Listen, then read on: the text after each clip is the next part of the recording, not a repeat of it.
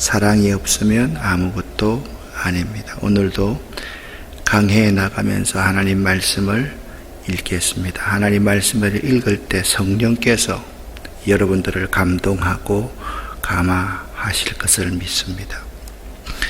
인생에서 가장 중요한 것을 한 단어로 말해야 한다면 사랑일 것입니다.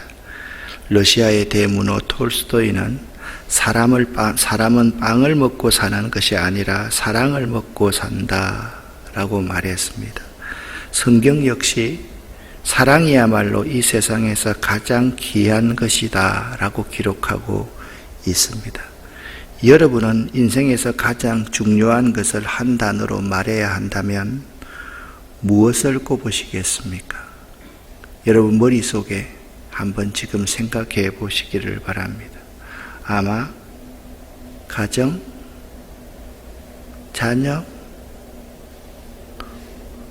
너무 우리가 흔하게 돈, 권력, 명예, 아마 그건 여러분은 아닐 거라고 저는 생각을 합니다. 아마도 지금 당장은 우리 각자의 필요와 상황에 따라서 중요한 것이 다르게 보일지 모르겠습니다만, 그러나 인생을 살고 인생의 맛을 알아가다 보면 사랑보다 중요한 것이 또 있을까요? 라는 생각을 하게 됩니다. 사도 바울은 고린도전서 8장에서 지식보다는 사랑을 품어라 라고 강조했습니다. 빌립보 교회를 향한 사도 바울의 사랑이 너무나도 컸습니다. 그리스도의 예수의 심장으로 내가 너희를 사랑한다 라고 말했습니다. 어제 읽었던 고린도전서 12장 31절에서는 그러나 여러분은 더 큰 은사를 열심히 구하십시오. 더 큰 은사가 사랑임을 우리는 너무나도 잘 알고 있습니다. 바울은 교회 안에 있는 다양한 은사와 직분이 모두 귀한 것이다 라고 말을 합니다. 그리고 그 은사는 서로를 섬김으로 교회를 세우기 위한 것임을 가르쳤습니다. 그러나 고린도 교회에 있는 교인들은 다른 사람들에게 보이는 은사들에 열광했습니다. 그리고 서로의 은사를 과시했습니다. 우리 편에 있는 이 은사가 대단하다. 나에게 있는 이 은사가 대단하다. 라고 말을 하면서 교회 안에 갈등과 혼란을 일으켰습니다. 고린도 교회의 문제는 다른 문제에도 그러했듯이 갈등과 혼란의 원인은 사랑이 없는 것이었습니다. 오늘날도 마찬가지입니다. 모든 교회 공동체와 서로 관계에 있어서 혼란과 갈등의 원인은 나에게 사랑이 없는 겁니다. 저 사람에게 사랑이 없는 게 아니라 나에게 사랑이 없는 거라는 것을 알아야 됩니다. 특별히 부부간의 문제도 마찬가지입니다. 저 사람의 문제 때문에 그렇다라고 흔히들 이야기를 하는데 알고 보면 나에게 사랑이 없는 것이다. 그걸 알아야 됩니다. 내가 그런 마음이 없는데 어떻게 사랑을 표현하느냐고 이야기를 합니다. 그러나 사랑은 마음이 있어서 표현하는 것이 아닙니다. 사랑은 본능적일 수 있어야만 합니다. 그것이 사랑이고 성경에서 말하고 있습니다. 그래서 사도 바울은 사랑에 대해서 가르칩니다. 오늘 1절부터 3절까지는 우리가 너무나 잘 아는 사랑의 필요성과 중요성에 대해서 가르칩니다. 같이 한번 읽어보겠습니다. 세 번역입니다. 내가 사람의 모든 말과 천사의 말을 할 수 있을지라도 내게 사랑이 없으면 울리는 징이나 요란한 꽹과리가 될 뿐입니다. 내가 예언하는 능력을 가지고 있을지라도 또 모든 비밀과 모든 지식을 가지고 있을지라도 또 산을 옮길 만한 모든 믿음을 가지고 있을지라도 사랑이 없으면 아무것도 아닙니다. 내가 내 모든 소유를 나누어 줄지라도 내가 자랑 삼아 내 몸을 넘겨줄지라도 사랑이 없으면 내게는 아무런 이로움이 없습니다. 아멘. 여기 사랑이 없으면 이라는 단어가 반복되어서 나타나고 있습니다. 사랑이 없으면 가장 영광스러운 은사도 아무것도 아니며 어떤 열심도 아무 쓸모가 없고 유익이 안 되며 하나님 앞에서 결코 인정을 받지 못하기 때문입니다. 여기서 내가라는 말을 사용하는 것은 교훈의 의미와 중요성을 강조하는 뜻이 있습니다. 곧 위대한 사도 바울이라 할지라도 사랑이 없으면 아무것도 아닌 것입니다. 바울이 사랑이 없으면 아무것도 아닌데 나 같은 사람이 사랑 없이 행하면 그것이 의미가 있겠는가? 의미가 절대 없는 것이죠. 우리들이 어떻게 사도 바울과 비교할 수가 있습니까? 그는 그 사랑 때문에 평생 독신으로 살면서 예수 그리스도를 위해서 목숨을 걸었던 인생을 살았던 사람 아닙니까? 그리스도인의 어떤 행위도 사랑으로 행해지지 않으면 혹은 사랑으로 말미암아 나오는 것이 아니라면 아무 소용이 없습니다. 오늘날 교회가 문제라고 이야기를 많이 합니다. 그런데 교회가 문제가 아니라 사랑으로 행해지지 않는 이 공동체가 문제입니다. 사랑으로 말미암아 나오는 것이 아니기 때문에 서로에게 상처를 주고 분열과 혼란과 갈등을 우리들 스스로가 조장하고 있다라는 것을 알아야만 합니다. 여기서 또 한 가지 기억해야 될 것이 있습니다. 우리가 남의 유익을 위해서뿐만 아니라 자신에게도 유익이 되게 은사를 사용해야 하는데 여기 자신은 부부, 가정을 포함을 하는 것입니다. 그것도 역시 사랑이 없으면 안 되는 것임을 알아야 됩니다. 그러면 사랑이라는 것이 대체 무엇입니까? 4절부터 7절까지 사랑은 이런 것이다 라고 말씀을 하고 있습니다. 함께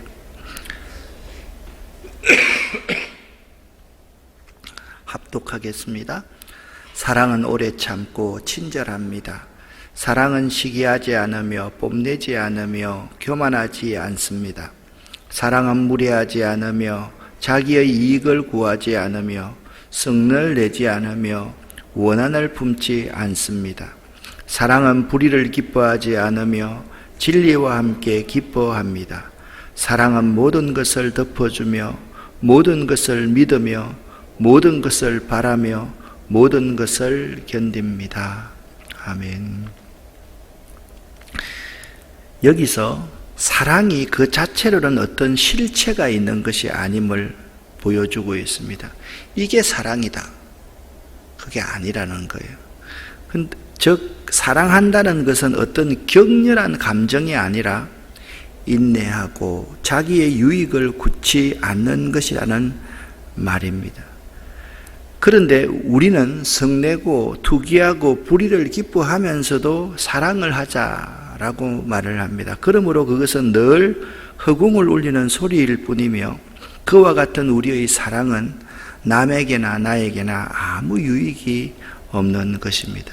또한 사랑에 대한 본문의 설명은 바울의 편지 갈라디아서 5장 22절 23절과도 잘 어울립니다. 거기에 사랑이 성령의 열매 중 가장 중요한 하나다라고 말하고 있습니다. 즉 성령을 쫓아 행할 때 생겨지는 열매, 결과가 사랑이라는 것입니다. 그러니까 우리는 철저하게 성령의 다스림과 지배 안에서 행할 때 그 결과 열매로 드러나는 것이 사랑이다라고 말하고 있는 것입니다. 결국 사랑은 우리 주님께서 말씀하신 자기 부정과 맥락을 같이 합니다. 하나님, 나는 죄인입니다. 나는 참 보잘것없습니다. 나는 연약합니다. 하나님의 도우심이 없으면 한순간도 살아갈 수가 없습니다. 라고 고백하는 이 자기 부정이 사랑과 맞닿아 있다라는 것입니다. 즉 하나님은 사랑을 흠없는 최고의 도덕률로서가 아니라 성도가 마땅히 가져야 될 행동의 전제요 자기 행동을 저울질하는 표준으로서 사랑을 요구하는 것입니다. 그 성도라고 한다면, 그리스도인이라고 한다면 마땅히 가져야 될 열매가 사랑이고, 열매 없는 나무가 필요 없지 않습니까? 사랑이고, 자기 스스로를 판단해 볼 수, 내가 그리스도인가? 아유 크리스찬이라고 물으면 거기에 대해서 내가 사랑이 있는가? 이것이 나의 저울이 되어야 한다라는 말입니다. 그래서 사랑은 영원하다라고 8절부터 13절에 말씀하고 있습니다. 함께 읽겠습니다. 사랑은 없어지지 않습니다. 그러나 예언도 사라지고 방언도 그치고 지식도 사라집니다. 우리는 부분적으로 알고 부분적으로 예언합니다. 그러나 온전한 것이 올 때에는 부분적인 것이 사라집니다. 내가 어릴 때에는 말하는 것이 어린아이와 같고 깨닫는 것이 어린아이와 같고 생각하는 것이 어린아이와 같았습니다. 그러나 어른이 되어서는 어린아이의 일을 버렸습니다. 지금은 우리가 거울로 영상을 보듯이 희미하게 보지만은 그때에는 얼굴과 얼굴을 마주하여 볼 것입니다. 지금은 내가 부분밖에 알지 못하지만은 그때에는 하나님께서 나를 아신 것과 같이 내가 온전히 알게 될 것입니다. 그러므로 믿음, 소망, 사랑 이 세 가지는 항상 있을 것인데 그 가운데서 어떤 사랑입니다. 아멘. 오늘 8절부터 13절의 이 본문은 사랑으로 행할 것을 요구하고 있는 이유, 왜 사랑으로 행해야 하는지 그것을 설명하고 있습니다. 우리가 왜 사랑으로 행해야 됩니까? 언젠가 그때가 있기 때문입니다. 온전히 알 수 있는 그때가 있기 때문에 사랑으로 행해야 한다라는 것입니다. 좀 억울합니다. 원통합니다. 이유를 알 수 없습니다. 왜 사랑으로 이럴 때도 행해야 됩니까? 라고 묻는다면 주께서 나를 아신 것 같이 그때를, 주께서 나를 아신 것이 어떤 걸까요? 내가 그분의 사랑을 받을 만한 존재일까요? 아니잖아요. 벌레 같은 사람, 구더기 같은 사람, 지렁이 같은 너 인간아 라고 우리 예언자들은 말을 했는데요, 주님 앞에 우리의 모습이 그런 모습이었다고요. 그런데 주님께서 그런 우리를 알아주신 것처럼 그 사랑의 의미가 무엇인지 절절하게 느낄 수 있는 그 순간이 온다, 있다, 그걸 알기 때문에 사랑으로 행해야 한다라고 말하고 있는 것입니다. 두 번째, 사랑으로 행한 것만이 영원히 남기 때문입니다. 예언하는 것, 방언하는 것이 중요한 것이 아니라 그런 것들을 사랑으로 행하여 나와 이웃과 공동체에 유익을 준 것이 언제까지든지 떨어지지 아니하는 것이라는 말인 것입니다. 제가 목회를 조금 있으면 이제 40년 정도를 하게 되는데 이 말씀을 생각을 하면서 제 지나간 과거를 한번 쭉 되돌아 봤습니다. 똑똑한 사람, 그런 사람들이 제 가슴 속에 남아있는 것이 아닙니다. 그런 사람들이 저의 스승이 아니었습니다. 언덕 같은 동네에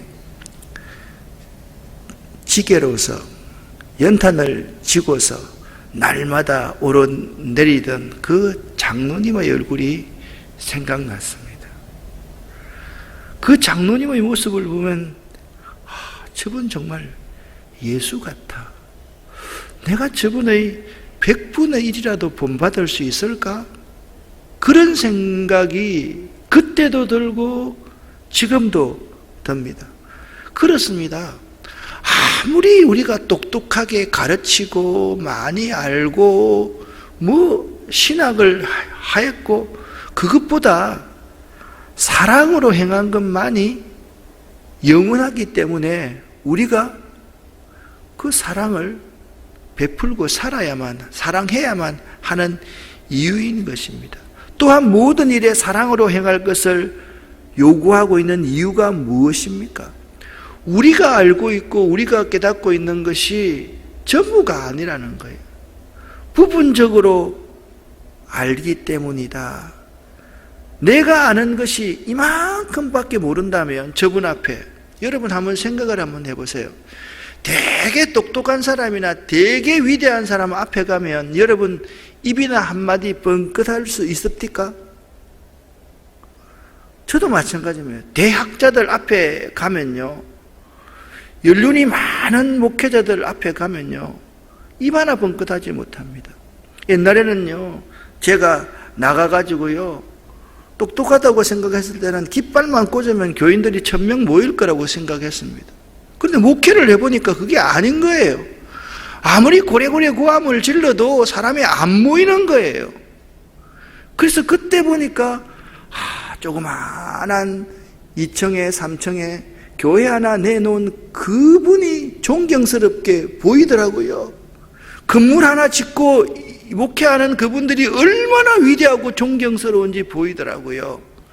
우리가 알고 있는 것이 부분적이고 아주 적다고 생각하면 겸손해질 수밖에 없고 독단적일 수도 없으며 마땅히 오래 참고 모든 것을 견뎌야 하지 않겠습니까? 교만하니까 견디지 못하는 거죠. 내가 이곳 없으면 못하나?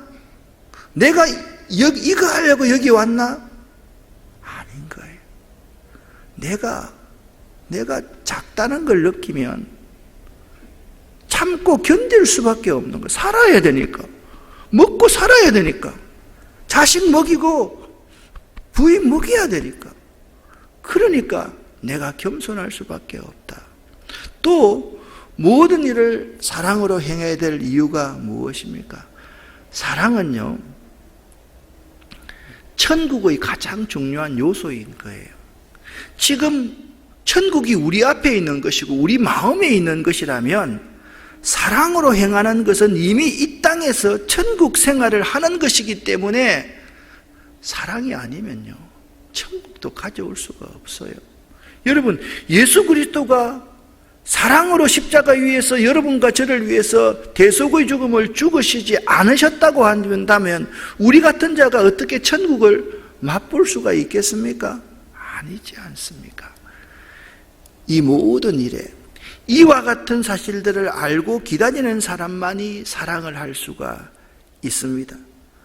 온전히 그때가 있다, 그래야 사랑을 할 수가 있는 거예요. 사랑만이 영원하다, 그래야 사랑으로 행할 수가 있는 거예요. 우리가 알고 있는 것이 부분적이다, 내가 겸손해질 수밖에 없는 이유인 거예요. 천국은 사랑으로부터 시작하기 때문에 이와 같은 사실들을 알고 기다리는 사람만이 사랑을 할 수가 있습니다. 이러한 사실들을 깨닫고 난 후에 장성한 사람이 되어서는 누구를 대하든지 교만하여 무례히 행하거나 자기 자랑을 하거나 진리와 함께 기뻐하지 못하고 모든 것을 참고 견디지 못하던 어린아이의 일을 완전히 버리게 되는 것입니다.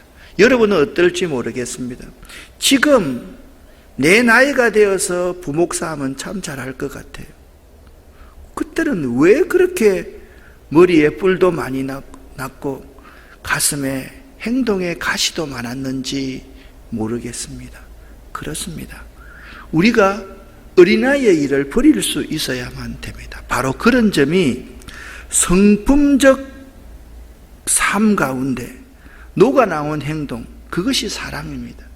그걸 바로 알 때 사랑을 할 수가 있는 거예요. 그래.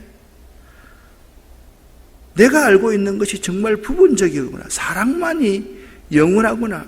천국이 사랑부터 시작하고 그걸 알아야지 내 삶에서 사랑을 할 수가 있는 것입니다. 사랑하는 여러분, 항상 사랑으로 사는 훈련을 하십시오. 사랑은 배우는 것이에요. 그래서 몸에 익히는 것이에요. 거기에다 하나님의 은혜가 깃들이면 그 사람은 성자 같은 삶을 살게 되는 것입니다. 제가 여러 번 여러분에게 말씀을 드렸죠. 병아리를요, 어미가 품어서 병아리를 까면 그 병아리가 다시 알을 품을 줄을 압니다.